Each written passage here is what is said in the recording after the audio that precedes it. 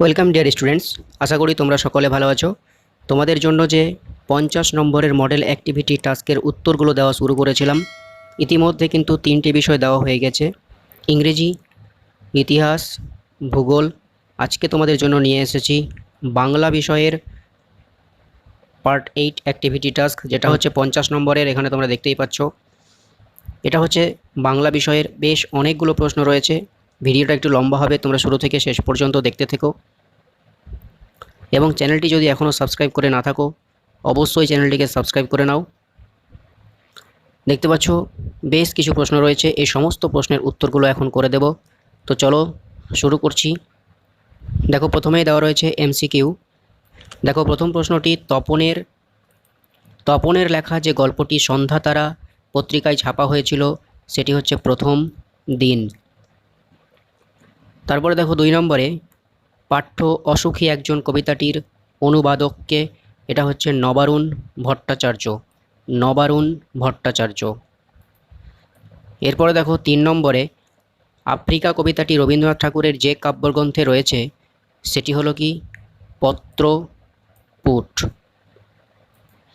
4 নম্বরে দেখো বাবু queen drivers কথাটি বলতেন লর্ড কার্জন। 5 নম্বরে যে কাব্যগ্রন্থটি শঙ্খ ঘোষের লেখা নয়, সেটি হলো দিন ও রাত্রি। এবার দেখো 2 নম্বর থেকে শুরু করে যতগুলো কোশ্চেন রয়েছে, এর সমস্ত উত্তর আমি পরপর করে দিচ্ছি, তোমরা দেখতে থাকো। দেখো, পরের প্রশ্নটি ছিল সমানি সম শীর্ষানি ঘনানি বিরলানি চ এর অর্থ কী?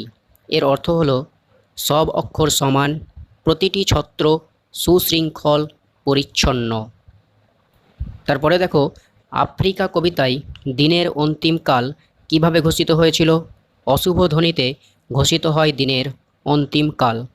পরের প্রশ্নটি দেখো আই আরও বেঁধে বেঁধে থাকি কবিতায় কবি পায়ে পায়ে হিমানির কাঁধ বলতে কী নির্দেশ করেছেন? হিমানি শব্দের অর্থ হলো বরফের বাঁধ। এখানে কবি প্রতি পদক্ষেপে বিপদের কথা বলেছেন, বা প্রতি পদক্ষেপে হিমানি বাঁধের বাধার কথা বলেছেন। তারপরে দেখো মাভৈ মাভৈ এমন উচ্চারণের কারণ কি? মাভৈ কথাটির অর্থ ভয় করো না।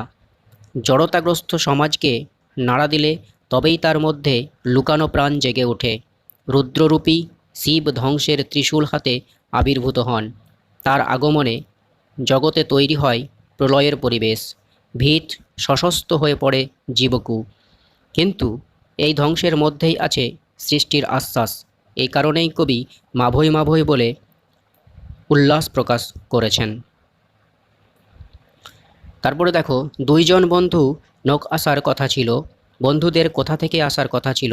শরৎচন্দ্র চট্টোপাধ্যায়ের পথের দাবি গল্পে উল্লেখিত অংশে উদ্ধৃত লাইনটি আমরা দেখতে পাই এনানজাং থেকে আসার কথা ছিল।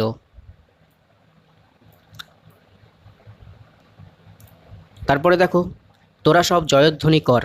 কার জয়ধ্বনি করতে কবির এই আহ্বান? কেন তার জয়ধ্বনি করতে হবে? যাদের উদ্দেশ্যে এই আহ্বান? প্রয়োল্লাস কবিতায় কবি নজরুল ইসলাম দেশবাসীর উদ্দেশ্যে এই আহ্বান জানিয়েছেন। প্রয়োল্লাস কবিতায় মোট 19 বার তোরা সব জয়ধ্বনি কর এই আহ্বানসূচক পংক্তিটি উচ্চারিত হয়েছে, যা বুঝিয়ে দেয় এই পংক্তিটিকেই কবি সর্বোচ্চ গুরুত্ব দিয়েছেন। আসলে প্রয়োল্লাস হলো ধ্বংসের মধ্য দিয়ে সৃষ্টির বন্দনা। স্বাধীনতা জয়ী যে তরুণের দল, তাদের দুর্জয় সাহস আর অদম্য ইচ্ছাশক্তি দিয়ে পরাধীন এবং সামাজিক বৈষম্যের অবসান ঘটাতে চায়, কবি তাদেরই জয়ধ্বনি করতে বলেছেন। খুবই গরিব মানুষ হরিদা। হরিদার পরিচয় দাও। তার দারিদ্র্যের ছবি বহুরূপী গল্পে কিভাবে প্রতিভাসিত হয়েছে? হরিদার পরিচয়। বিশিষ্ট গল্পকার সুবোধ ঘোষ রচিত বহুরূপী গল্পের কেন্দ্রীয় চরিত্র হলেন হরিদা। তিনি পেশাগতভাবে বহুরূপী বৃত্তি অবলম্বন করতেন। হরিদার দারিদ্র্যের ছবি। হরিদা একজন অতি সামান্য দরিদ্র বহুরূপী। গোটা গল্প জুড়েই আমরা তার দরিদ্রতার একাধিক নিদর্শন দেখতে পাই, যথা কাশহরের সবচেয়ে সরু গলির ভিতরে একটি ছোট্ট ঘরই তার সম্বল। খ নম্বর, বাড়িতে আগত বন্ধুদের চা খাওয়ানোর মতো সামর্থ্য তার নেই। গ নম্বর, বহুরূপী সেজে তিনি যেটুকু বকশিস পান তা দিয়ে তার সবসময় অন্যের সংস্থান হয় না, অনেক সময় তাই তার ভাতের হাঁড়িতে ভাতের বদলে শুধু জল ফোটে। পরের প্রশ্ন দেখো, মনে হয় ওর নিঃশ্বাসে বিষ, ওর দৃষ্টিতে আগুন, এর অঙ্গ সালনে ভূমিকম্প। উদ্ধৃতিটির আলোকে ঘসেটি বেগমের চরিত্র বৈশিষ্ট্য আলোচনা করো। বিশিষ্ট নাট্যকার শচীন্দ্রনাথ সেনগুপ্ত রচিত ঐতিহাসিক সিরাজউদ্দৌলা নাট্যাংশের ঘসেটি বেগম একজন হৃদয়হীনা প্রতিহিংসাপরায়ণ নারী চরিত্র। পাঠ্য নাট্যাংশে তার সংলাপ সংখ্যা মাত্র 19টি, কিন্তু এই সামান্য কয়টি সংলাপেই তিনি তার কুটিল স্বরূপটি আমাদের সামনে উন্মোচন করেছেন। 1 নম্বর পয়েন্ট, ষড়যন্ত্রকারী ও দেশদ্রোহী সিরাজ বিরোধী চক্রান্তের মধ্যমণি ছিলেন ঘসেটি বেগম। তিনি সিরাজের দুঃখ যন্ত্রণায় বেদনার্থ নন, বরং উল্লসিত। বাংলার স্বাধীনতা রক্ষার যাবতীয় প্রয়াসের বিরুদ্ধে তিনি গর্বিত বিদ্রোহিণী। প্রতিহিংসাপরায়ণ, পালিত পুত্রকে সিংহাসনে বসিয়ে ক্ষমতা দখল করার যে স্বপ্নটি ঘসেটি দেখেছিল, শওকত জংকে হত্যা করে সিরাজের সিংহাসন আরোহণে তা চূর্ণ বিচূর্ণ হয়ে যায়। নবাব ঘসেটিকে নিজ দরবারে নজরবন্দি করে রাখেন। ঘসেটির হৃদয়ে দাউ দাউ করে জ্বলতে থাকে প্রতিহিংসার দাবানল। তিনি নিজেই বলেছেন, আমার রাজ্য নেই, রাজনীতিও নেই, আছে শুধু প্রতিহিংসা। হৃদয়হীনা কুটচক্রী এই নারীর প্রধান অস্ত্র হলো তার ভৎসনা এবং অভিশাপ। তার হৃদয়ে মায়া মমতার বিন্দুমাত্র প্রকাশ নেই। ক্ষমতার লোভ আর প্রতিহিংসা তাকে করে তুলেছিল হৃদয়হীনা। এক কথায় বলতে গেলে তিরস্কার আর অভিসম্পাতে মুখরিত এই স্বার্থপর ঘসেটি বেগম ছিলেন সিরাজের ঘর শত্রু বিভীষণ।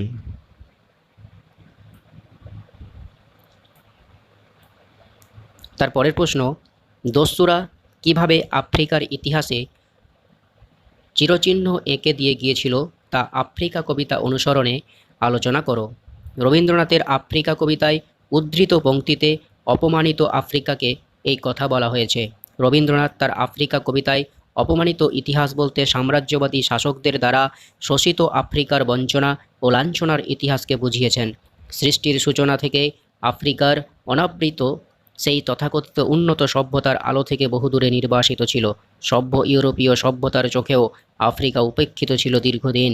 তথাকথিত সভ্য পাশ্চাত্য সভ্যতা আফ্রিকার নিজস্ব জীবনধারা, ঐতিহ্য, সংস্কৃতি ইত্যাদিকে স্বীকার করত না। কিন্তু ঊনবিংশ শতকে ইউরোপীয়রা আফ্রিকার উপনিবেশ স্থাপনের সূচনার ফলে ক্রমে এই শতকের শেষে প্রায় পুরো আফ্রিকায় ইউরোপের বিভিন্ন দেশের উপনিবেশে পরিণত হয়। আফ্রিকার সম্পদের সন্ধান পেতে এই শ্বেতাঙ্গ উপনিবেশিক তথা সাম্রাজ্যবাদীর দল শুরু করে মানবিক লালসনা। আফ্রিকার ক্রিয়াঙ্গ সরল মানুষগুলিকে লোহার হাতকড়ি পরিয়ে মানুষ ধরা এই বর্বরেরা তাদের পরিণত করে কৃতদাসে। তাদের বর্বরতা ও লোভ আফ্রিকার সূর্যহারা অরণ্যের চেয়েও কালো। এইসব অত্যাচারিত মানুষদের রক্ত ও অশ্রুতে কর্দমাক্ত হয় আফ্রিকার বনপথের ধুলো। সাম্রাজ্যবাদী দস্যুদের কাটা মারা জুতোর তলার কাদার পিণ্ড এভাবে আফ্রিকার অপমানিত ইতিহাসে চিরচিহ্ন দিয়ে গিয়েছে। তারপরের প্রশ্ন দেখো, বাবুজি এসব কথা বলার দুঃখ আছে, বক্তাকে কোন কথার পরিপ্রেক্ষিতে সে এ কথা বলেছে? উদ্ধৃতাংশটি প্রখ্যাত কথাসাহিত্যিক শরৎচন্দ্র চট্টোপাধ্যায় রচিত পথের দাবি থেকে গৃহীত হয়েছে। উদ্ধৃতাংশে উল্লেখিত মন্তব্যের বক্তা অপূর্বর বন্ধুপ্রতিম সহকর্মী রামদাস তলওয়ারকর। একদিন টিফিনের সময় অপূর্ব তার সহকর্মী বন্ধু রামদাস তলওয়ারকরকে পলিটিক্যাল সাসপেক্ট সব্যসাচী মল্লিককে গ্রেপ্তার করার নামে পুলিশের চরম আহম্মকিরির এক গল্প শোনায়। সেই গল্পে উঠে আসে বিরাট মাপের পলিটিক্যাল সাসপেক্টকে ধরতে গিয়ে গিরিশ মহাপাত্রের মতো নিরীহ সাধারণ মানুষকে ধরে উৎপীড়ন করে পুলিশের চূড়ান্ত নির্বুদ্ধিতার পরিচয়। অপূর্ব জানায়, এই পুলিশরা তার নিজের আত্মীয় তথা বাংলার পুলিশ, তাই তাদের এই আহম্মকের মতো কাণ্ড কারবার অত্যন্ত লজ্জাদায়ক।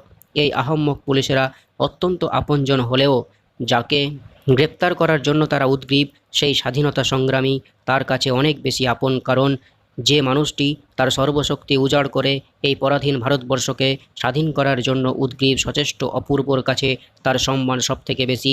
অন্যদিকে ইংরেজদের চাটুকারিতা করে যে দেশজ পুলিশরা এই স্বাধীনতা সংগ্রামীদের গ্রেপ্তার করতে, ভারতের স্বাধীনতা সংগ্রামকে স্তব্ধ করতে বদ্ধপরিকর, তারা যতই আপন হোক না কেন অপূর্ব তাদেরকে সমর্থন করে না।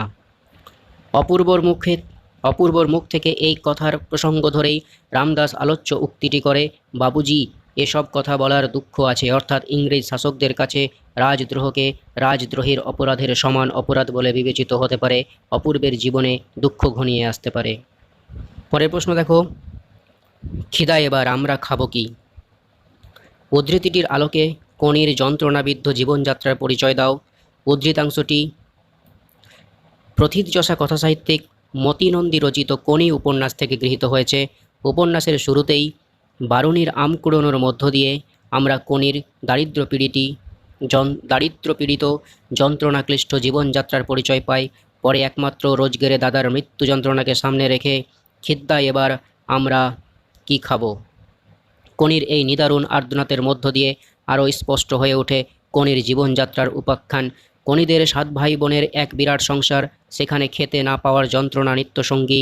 বাবা যক্ষায় মারা যাওয়ার পর কোনির বড়দাদা কমল সংসারের দায়িত্ব ধরেছিল।